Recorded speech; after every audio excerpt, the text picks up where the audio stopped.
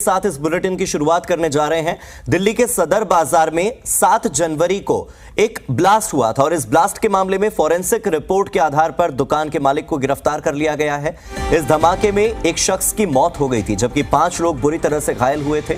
Forensic जांच में यह बड़ा खुलासा हुआ है कि धमाके की वजह प्रतिबंधित पटाखे बनाना बताई जा रही है, यानी कि बैन हो चुके पटाखों को यहां पर बनाया जा रहा था और उसके बाद यहां पर धमाका हुआ। देखिए, हम आपको सीसीटीवी फुटेज भी दिखा रहे हैं। धमाके के चलते धुआं उठता हुआ इसमें आपको दिखाई दे रहा है। अचानक से वहां पर हड़कंप मच जाती है, एक ब्लास्ट होता है, सीसीटीवी कैमरा भी हिल जाता है। जैसे ही ब्लास्ट होता है उसके बाद वहां पर धुआं फैलने लगता है और दिल्ली का सबसे व्यस्ततम बाजार माने जाने वाले सदर बाजार इलाके में शनिवार के दिन 7 जनवरी को धमाके की खबर सामने आई थी। चश्मदीदों ने बताया था कि ये धमाका करीब शाम 7 बजे के आसपास हुआ था और इसमें एक व्यक्ति की मौत भी हो गई थी।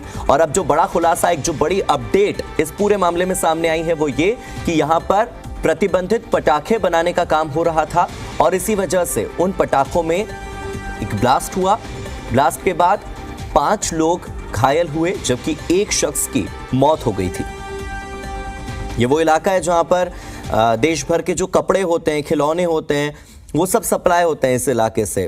पार्किंग के आसपास आपको देखिए लोग भागदौड़ करते हुए भी इस फुटेज में दिखाई देंगे।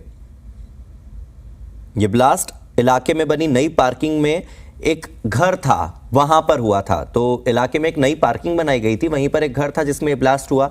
अब किसी को यह नहीं पता था कि इस घर का इस्तेमाल क्यों हो रहा था, कैसे हो रहा था। तो अब फॉरेंसिक जांच में यह बात सामने आ गई कि उस घर का इस्तेमाल हो रहा था प्रतिबंधित पटाखे बनाने में और तभी वहां पर ब्लास्ट हुआ। और देखिए उसके बाद कैसी स्थिति वहां पर बनी। अचानक से कैमरा पूरा हिलता हुआ आपको नजर आएगा और फिर थोड़ी ही देर बाद भगदड़ मचते हुए आप देख पाएंगे इस फुटेज में। और ठीक उसी समय देखिए धुआं उठता हुआ भी आपको दिखाई देगा।